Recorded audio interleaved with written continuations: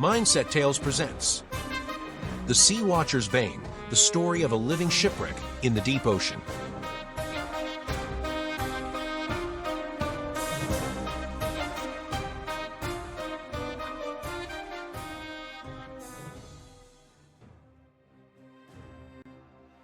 Our mission was to investigate an ancient wreck that was spotted in the North Sea, in the Rockall Trough west of the Irish coast. Because of its depth and the strange fact that it seemingly vanished at various intervals, it was named the Sea Watcher's Bane. The sea lay motionless the morning we departed, so utterly devoid of movement that it seemed, at first glance, not a body of water at all, but vast, lightless surface stretched taut over something immense and concealed. It had the quality of a blackened mirror, though no reflection stirred upon it. The horizon cut across it with unnatural sharpness, dividing the world into distinctive halves, the pale, exhausted sky above, and that inscrutable, silent expanse below. No wind touched the water. The ship's wake did not ripple outward as it should, but instead faded almost immediately, swallowed as though the surface possessed a faint, viscous resistance. Even the usual sounds of the sea, the slapping of waves against the hull, the distant cry of birds, the restless sighing of the tide, were absent. The quiet was not peaceful. It felt imposed, as if the ocean had deliberately stilled itself. The sky above seemed equally unnatural. Its color was not the clear blue of fair weather nor the heavy gray of an approaching storm, but something thin and pallid, like light filtering through aged parchment. Clouds hung high and scattered, their edges indistinct, giving the strange impression that the heavens themselves had withdrawn to a cautious distance. More than once, I caught members of the crew glancing uneasily at the water without quite knowing why. Even the most seasoned among them spoke in lowered voices, as though instinctively reluctant to disturb the oppressive stillness surrounding us. I remember distinctly the sensation that settled over me before we had even cleared the harbor mouth. An unshakable conviction that we were not embarking upon a simple scientific mission, but crossing an invisible boundary. It felt less like exploration and more like intrusion, like stepping, uninvited, into a domain that had long remained undisturbed and was now reluctantly tolerating our presence. That sensation only deepened as I recalled the origin of our destination. The coordinates had come from a deep-scan survey vessel tasked with mapping the outer continental shelf, a routine operation conducted by autonomous sonar arrays designed to chart geological formations and detect potential hazards to navigation. For weeks, the scans had produced nothing unusual beyond the familiar contours of submerged ridges and sediment plains. Then, during one pass, the system recorded an anomaly.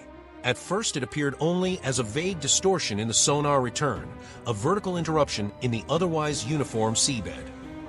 But when the data was reconstructed into a three-dimensional model, the distortion resolved into something unmistakably artificial. It was the silhouette of a massive structure.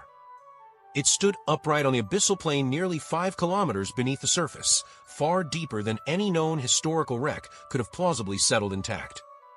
Its outline possessed features that suggested a vessel, a central hull, elongated projections resembling masts or towers, and a symmetry that implied deliberate design. Yet the proportions were profoundly wrong. The length alone exceeded that of the largest ships ever constructed, yet its height rose far beyond what stability would permit in any conventional marine architecture. The angles did not align with known engineering principles. Certain sections appeared to intersect or curve in ways that defied practical geometry, producing spatial contradictions within the sonar rendering. Engineers initially dismissed the anomaly as interference, perhaps caused by mineral deposits, sonar reflection artifacts, or an equipment malfunction. But the survey vessel conducted a second pass. The structure appeared again, identical in form and position.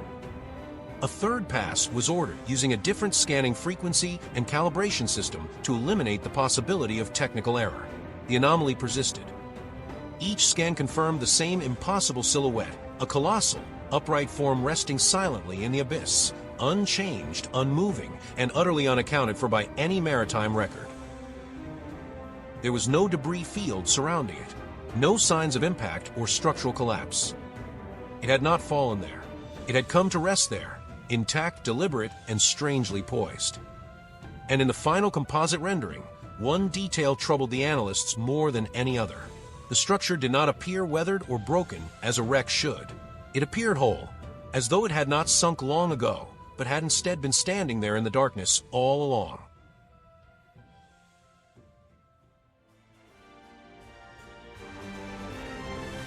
Our submersible was a reinforced steel sphere, scarcely wider than the outstretched arms of a man, its interior crowded with instrumentation racks, oxygen tanks, wiring bundles, and the narrow contoured seats into which we strapped ourselves, like passengers in a coffin designed by engineers.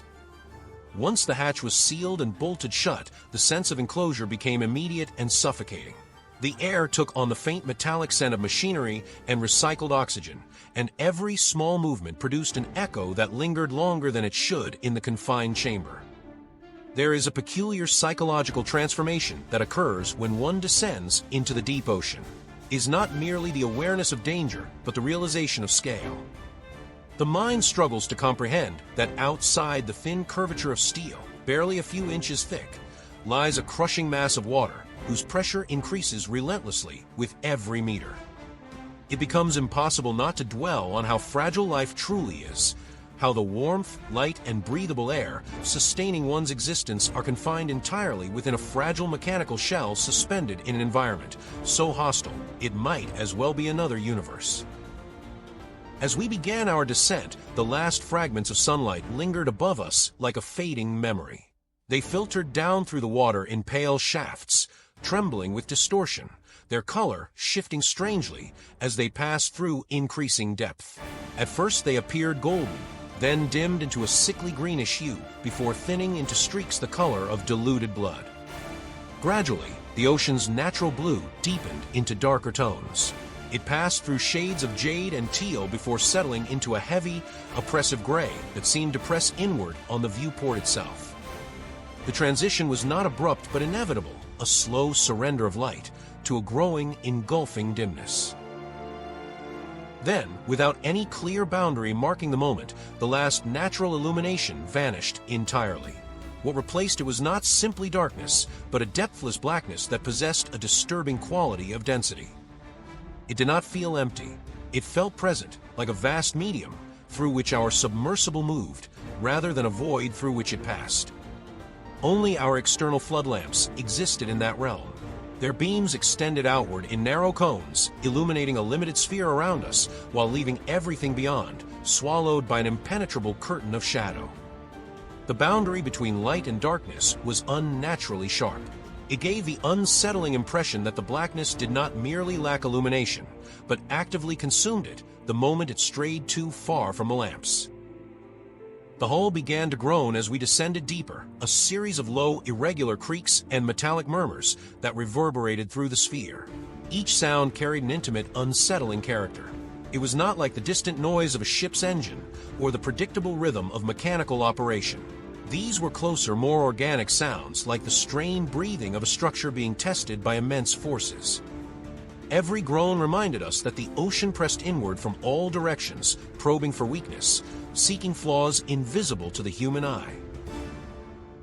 No one spoke for a long time. Conversation seemed inappropriate in that environment, as though sound itself were unwelcome. We communicated only when necessary, our voices subdued, almost instinctively cautious. Most of our attention fixed on the depth gauge. Its digital numbers ticked downward in slow, steady increments. 3,000 meters, then 3,500, then 4,000. At such depths, the water outside had reached temperatures near freezing, though it remained liquid under the immense pressure. The cold possessed an abstract quality, so extreme it defied ordinary experience. It was not the kind of cold one felt against skin, but rather a conceptual coldness, a condition of the environment that suggested total lifelessness. Within the reach of our lights, the water was filled with drifting particulate matter, countless tiny fragments suspended in the blackness. They moved slowly, descending in erratic patterns, illuminated momentarily before vanishing again into the void. They resembled snowfall, but this was no innocent winter image. These particles were the organic detritus of the ocean, the slow rain of decomposed matter falling from the sunlit world above, microscopic shells, fragments of plankton, traces of decayed organisms. It was the steady, eternal descent of life's remains, sinking into the abyss to accumulate upon the seabed over centuries. Watching it produced a strange, somber realization. This was the final destination of nearly all life that ever entered the sea. A quiet, endless burial. We continued downward. Then, at a depth reading of 4,872 meters, the beam of our flood lamps struck something solid below. The seabed emerged gradually from the darkness, a flat, pale expanse of fine sediment that reflected the light with a dull, chalky sheen. It stretched outward into the blackness like an alien landscape, featureless and still. But as we adjusted our angle and the lights swept further ahead, another shape intruded into the illuminated field. At first it appeared only as a faint vertical obstruction, an interruption in the otherwise uniform plane. A shadow within the darkness. And as we descended closer, that shadow resolved into something vast, something rising from the ocean floor where no such thing should exist, something that had been waiting there long before our lights ever found it.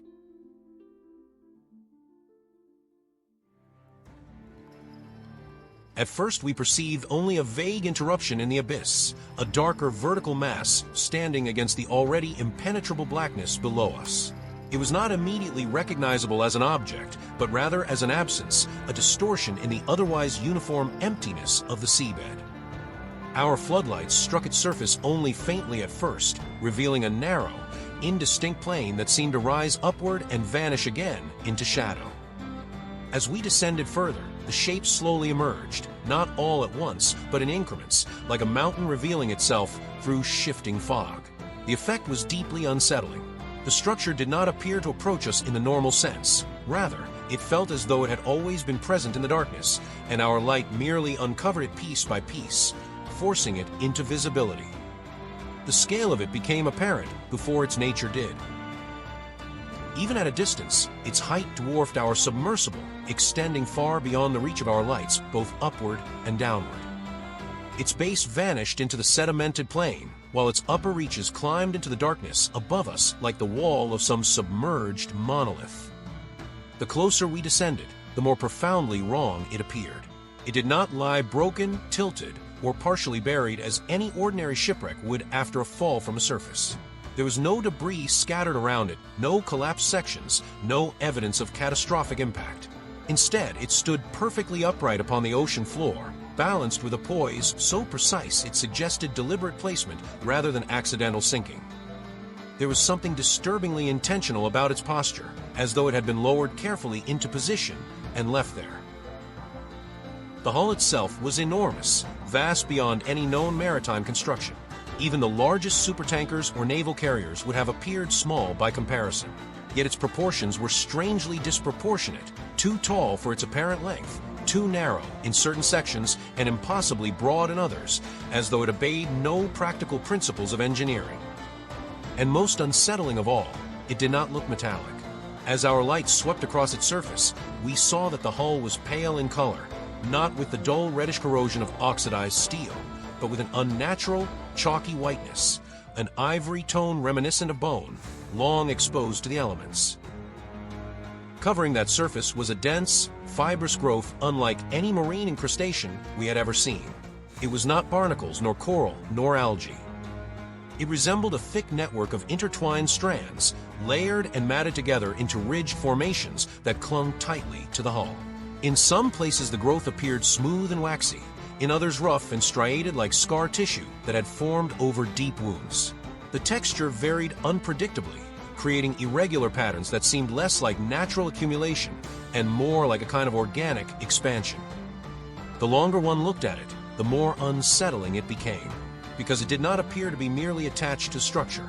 It looked integrated with it, as though the hull itself had grown those fibrous ridges rather than acquired them. Our lights moved slowly across its contours, revealing additional features that further disturbed the mind. The curvature of the hull did not follow the smooth, predictable lines of human shipbuilding. Instead, its surfaces bent at subtle, irregular angles that seemed to shift depending on the viewer's perspective. Edges that appeared straight from one angle became warped from another. Planes intersected at orientations that made it difficult to judge distance or depth. Certain sections appeared simultaneously concave and convex, creating a disorienting visual effect that caused the eye to struggle to maintain focus. I felt an almost physical nausea while staring at it too long, as though my mind resisted processing shapes that did not conform to familiar spatial logic. It was then that one of my colleagues spoke, his voice quiet and strained, as though forced from him rather than intentionally uttered. That thing, it doesn't look built. His words hung in the confined air of the submersible, heavy with an unspoken realization, because he was correct. There was no sense of construction in its form, no evidence of rivets, panels, weld lines, or structural joints. No symmetry that reflected human design principles. Instead, it possessed the uncanny coherence of something that had not been assembled at all. It looked shaped, formed, as though it had grown into that vast, impossible geometry over time, like a living structure that had hardened into permanence in the silent, lightless depths where no human eye was ever meant to see it.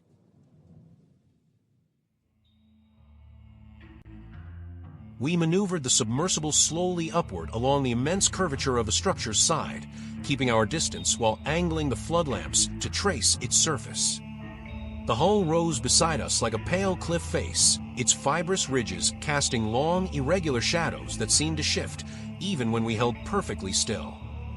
The higher we ascended, the more the vessel's outline suggested a deck above, a plateau-like surface hidden just beyond the upward reach of our light. When at last our lamps crested that edge, their beams spilling over the upper surface, we saw shapes.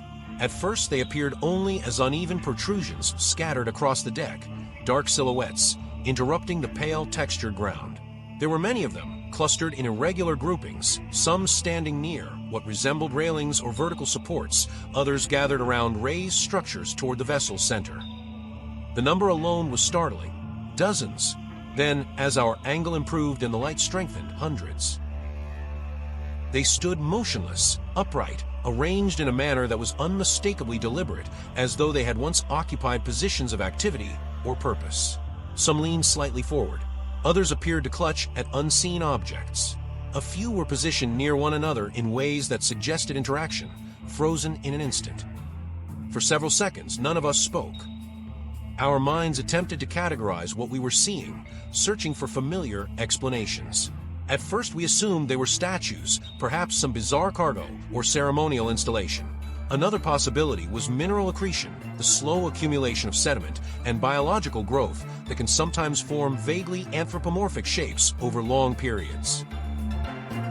But as we drifted closer, the truth forced itself upon us with a dreadful incremental clarity. These were not formations. They were human beings, or what remained of them. The fibrous growth covering the deck did not merely surround their feet or encase their lower bodies as coral might. It had invaded them, grown around and into them, in pale branching tendrils that fused flesh with the underlying surface. Limbs disappeared into the mass at unnatural angles, as though swallowed mid-motion. Arms extended outward, only to dissolve into thick cords of ivory-colored fibers that spread across the deck like roots. Legs were no longer distinguishable in many cases, their forms absorbed into layered ridges of the organic material. Torsos remained partially visible in some figures, but even these were distorted, rib cages pressed outward against constricting growth, shoulders merged seamlessly into hardened tendrils. Clothing remnants clung in tatters here and there, embedded within the fibrous layers like trapped relics. Most horrifying of all were the faces. Some were entirely engulfed, only faint contours hinting at what had once been human features beneath the pale overgrowth. Others were only partially consumed, with the fibrous material spreading across cheeks and temples like calcified veins, creeping over mouths frozen in shapes of silent anguish. But several faces remained exposed, and it was those that shattered any hope that these were long-dead remains. Because their expressions were not the vacant stillness of death. They were expressions of sustained terror, of a fear that had endured, not for moments, but for an immeasurable span of time. Brows were drawn tight in agony. Lips were stretched in silent screams that had never concluded. Muscles seemed locked in tension, as though their final moments had never truly ended. And their eyes. Some of their eyes were still intact, not collapsed or clouded as one would expect after decay, but preserved with an unnatural clarity. The surfaces of those eyes caught the beams of our flood lamps and reflected them back with a faint, glass-like sheen. They were open, wide, fixed outward, not merely as relics of a final expression, but with a disturbing suggestion of continued awareness, of something still perceiving, still witnessing from within bodies that had long since ceased to belong wholly to themselves. One of them appeared to be looking directly at us.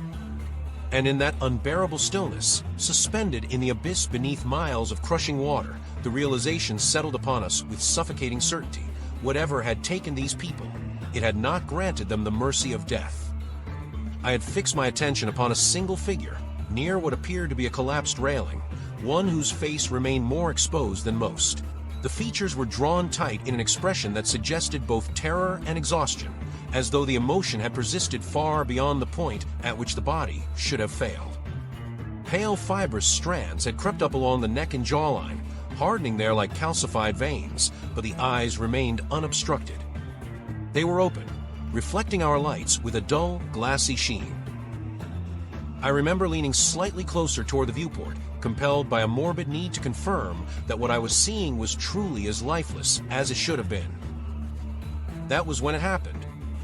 At first the movement was so slight, I believed it to be an illusion, a trick of refraction or drifting particulate passing through the beam. But then I saw it again with unmistakable clarity. A slight motion, a tremor. The head of the figure shifted.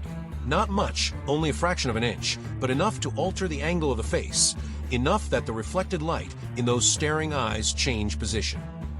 Slowly, almost imperceptibly, the head tilted toward our submersible, toward me.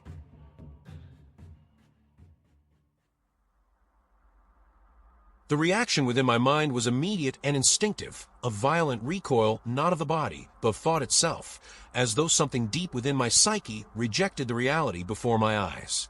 A cold sensation surged through me, not like fear in the ordinary sense, but like the sudden awareness of standing at the edge of something fundamentally incomprehensible.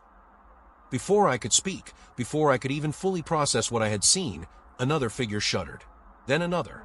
The motion spread in small, irregular increments across the deck, a ripple of faint twitches, spasms, and subtle shifts that passed through the clustered forms like a slow contagion of movement. A hand flexed within its fibrous bindings. A shoulder jerked. Several heads quivered with barely perceptible motions. Then the radio erupted into a violent burst of static. The sound filled the cramped interior of the submersible with a harsh, crackling roar that caused us all to flinch. At first we assumed it to be electromagnetic interference, perhaps some unknown mineral composition within the structure affecting our equipment. But then, beneath the static, something else became audible. A sound so low in frequency that it was almost felt rather than heard. It began as a deep vibration, a heavy, resonant hum that seemed to pass through the hull itself and into the very air around us. It resounded through the metal of the submersible, through the seats beneath us, through the bones of our bodies. It did not seem to originate in the water. It seemed to come from inside us. The vibration intensified gradually, developing subtle variations in pitch and rhythm. What had first appeared as a formless resonance began to resolve into something structured, layered, deliberate. It was not random noise. It possessed pattern, tone, cadence. It was communication. At the same time, the fibrous growth coating the deck began to change. The pale ridges that had appeared rigid and lifeless moments before now moved in slow, synchronized contractions. They swelled and receded in a steady rhythm, like the breathing of some immense, hidden organism. The entire surface of the deck seemed to pulse beneath the fused figures, as though a vast circulatory system had awakened beneath them. The figures themselves responded. They shuddered, their bodies strained against the fibrous bindings that had consumed them. Limbs twitched weakly within the pale tendrils. Shoulders jerked with faint involuntary spasms. And their mouths, those that remained visible, opened wider. Far wider than any natural motion would permit. Not in a scream, but in something resembling forced articulation. The radio static shifted abruptly, and through it emerged a chorus of whispers. There were too many voices to distinguish individually. They overlapped in layers, forming a dense, harmonic murmur that filled the submersible with an overwhelming presence. The sound did not travel through the speakers alone. It seemed to echo directly inside the mind, bypassing the ears entirely. The voices were not synchronized, yet they shared a terrible unity, blending into a single, continuous utterance. We did not recognize the language. It bore no resemblance to any human speech pattern, yet the meaning forced itself into our consciousness with a clarity that defied explanation. It did not feel like translation. It felt like an intrusion. The message was not pleading, not begging, not even despairing. It was urgent and unmistakable. It was a warning.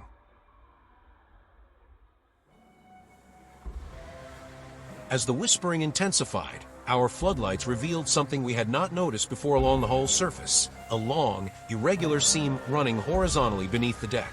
At first it appeared to be merely another ridge in the fibrous growth. Then it began to open, not with any mechanical motion, not with the rigid precision of engineered components, but with a slow, organic parting. Layers of pale material separated and peeled back like living tissue, splitting along a natural line. The edges flexed and curled as they withdrew, exposing darkness within, a darkness deeper and more absolute than the surrounding abyss. As the opening widened, our lights penetrated its interior. What we saw inside shattered any remaining illusion that this structure had ever been a vessel in the human sense. Within lay vast biological formations, ribbed arches resembling skeletal frameworks, thick, pulsing membranes that expanded and contracted with slow, rhythmic motion, and branching channels through which a viscous, shadowed fluid moved in steady circulatory currents. It was not an empty hull. It was an interior, a living interior, and as the whispering voices swelled around us, we understood with a suffocating certainty we were not observing a wreck. We were looking into the open body of something colossal, something that had just become aware of our presence.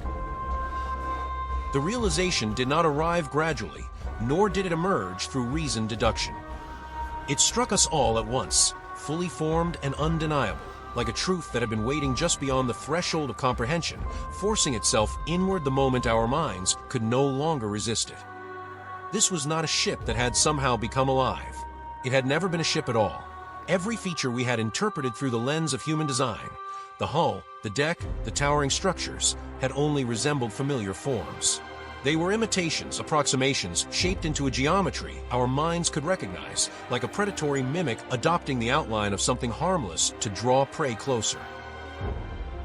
The thing resting upon the abyssal plane was a colossal organism, an entity of the deep ocean, vast beyond any natural creature known to science, so ancient and so immense that it had long since transcended any recognizable biological classification. Its resemblance to a vessel now revealed itself not as coincidence, but as adaptation. It was a lure, a vast, silent imitation designed to resemble something constructed, something familiar, something that might invite approach rather than fear.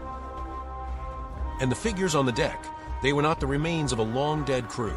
They were not preserved victims of some distant catastrophe. They were hosts, absorbed into the organism's living tissue, their bodies incorporated into its structure as one might incorporate nutrients or symbiotic elements.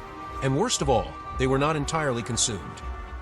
The movements we had witnessed, the shifting eyes, the trembling limbs, the forced articulation of their mouths, these were not residual reflexes or mechanical reactions. They were signs of continued consciousness. Those people were still aware, still experiencing, still imprisoned within a biological matrix that had grown around them, binding them into the organism's vast living body.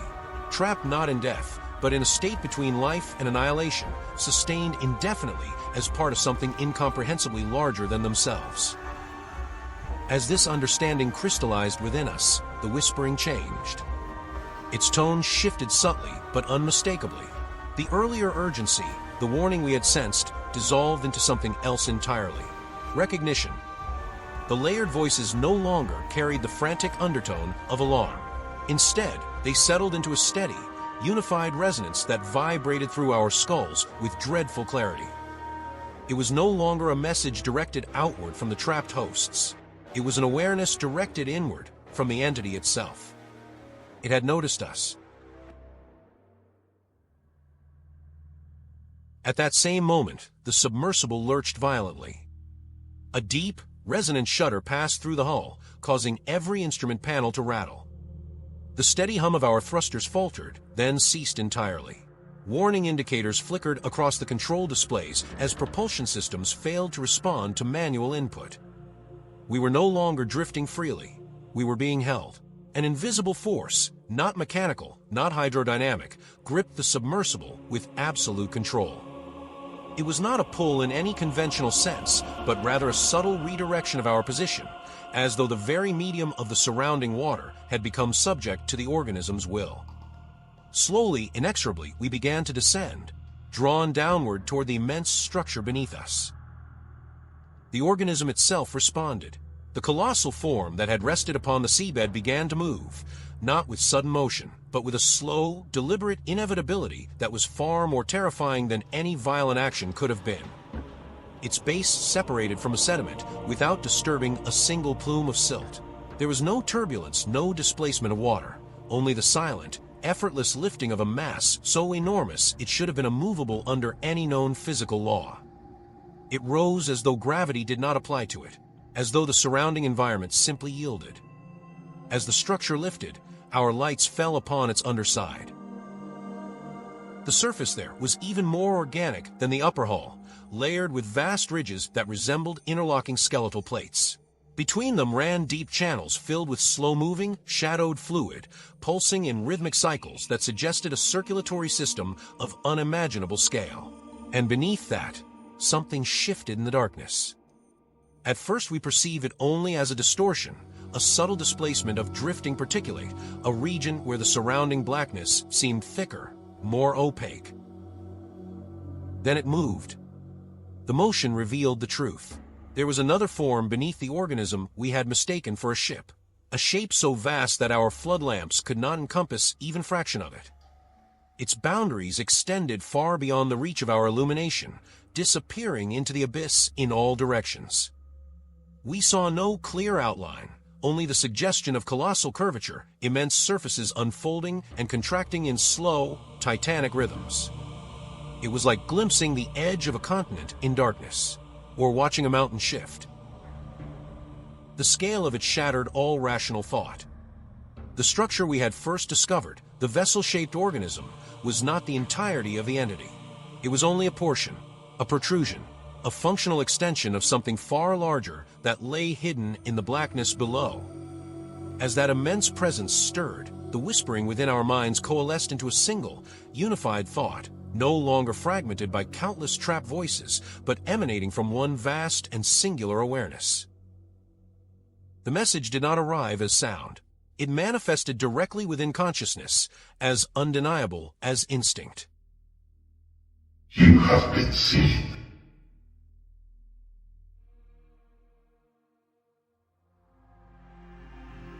The change came with such sudden violence that for a moment I believed the hull had ruptured. Without warning, the submersible convulsed with a powerful mechanical jolt as the thrusters, silent and unresponsive only seconds before, erupted back to life at full output. The sound was deafening within the confined chamber, a furious mechanical roar, accompanied by a vibration so intense it rattled every instrument panel and sent a painful resonance through our bones. The acceleration was immediate and brutal. We were hurled upward with such force that our bodies slammed against the restraint harnesses. My vision narrowed to a dim tunnel at the edges, and black motes swarmed across my sight as blood struggled to remain in my brain against the violent upward thrust. The depth gauge numbers spun downward at a speed no controlled descent would ever permit. First 4,000 meters, then 3,000, 2,000. We were not rising. We were being expelled. It felt less like an escape than a release, like an object discarded after brief examination. Through the viewport, as consciousness flickered at the edge of failure, I forced myself to look downward one last time. What I saw there remains the most dreadful image my mind has ever endured. Far below us, the vast organism that had masqueraded as a vessel was no longer motionless. It had begun to turn slowly, deliberately, pivoting with an ease that defied its colossal size. Its immense, pale structure rotated in the abyss like a living continent, shifting upon unseen currents. But it was not merely turning. It was orienting itself, aligning, its upper surface angled toward our ascending path, as though tracking our trajectory with calm and perfect awareness. And beneath it, that deeper, incomprehensible mass stirred again. A movement so vast it did not resemble motion at all, but rather the gradual rearrangement of the darkness itself. Sections of blackness seemed to fold and unfold, like titanic limbs flexing within a medium too deep and too dense for light to fully penetrate. The impression was unmistakable. It was following, not in haste, not with aggression, but with the slow, inevitable patience of something that knew distance and time held no meaning for it. Then the abyss swallowed it from view as we ascended beyond the reach of its domain. We broke the surface hours later. The sudden return of sunlight was almost painful after so long in the deep. The sky appeared unnaturally bright, the air impossibly light. Waves slapped against the hull of the recovery vessel with familiar reassuring sounds that seemed strangely trivial after what we had witnessed. We reported everything, every detail, every observation, every sensation. We described the structure, the fused figures, the whispering voices, the living interior, and the immense presence beneath it. The official investigation lasted months. It concluded exactly as we had been warned it would: equipment malfunction, sensor anomalies, psychological stress induced by extreme depth and isolation, pressure-related hallucinations. The sonar data that had first revealed the structure was declared inconclusive. Subsequent surveys of the coordinates found nothing. No wreck, no geological formation, no trace of any anomaly whatsoever. It was as though the abyss had erased all evidence of what we had seen. The case was closed. Our testimonies were archived, then quietly dismissed, and the world moved on. We all felt as if we had somehow been betrayed, as though the horror that we had experienced in that treacherous void had all been in vain. Our near escape from certain death would go unnoticed, undocumented, as though it had never happened. Despite every effort, every treatment, I have never escaped it. Even now, years later, there are moments, always in silence, always when the world around me grows still, when I feel something that cannot be explained. It is not a sound in the ordinary sense. It is a vibration, a faint, low resonance that seems to rise through the ground beneath my feet, subtle enough that others never notice it.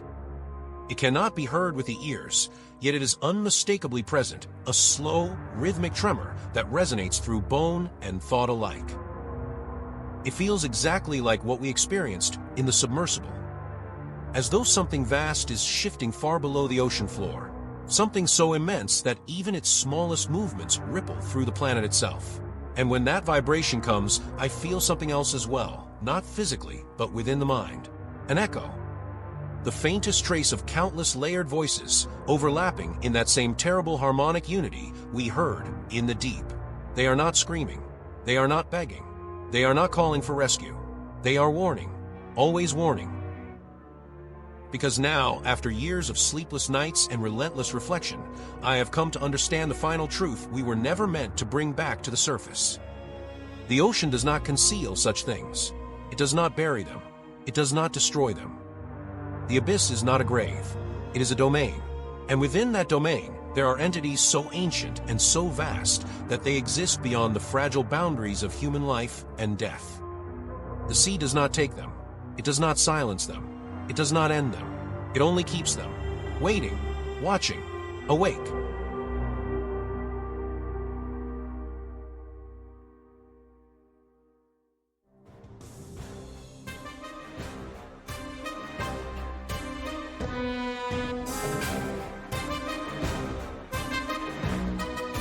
If you enjoyed this tale, please leave a like, a comment, and subscribe. It would mean the world to us.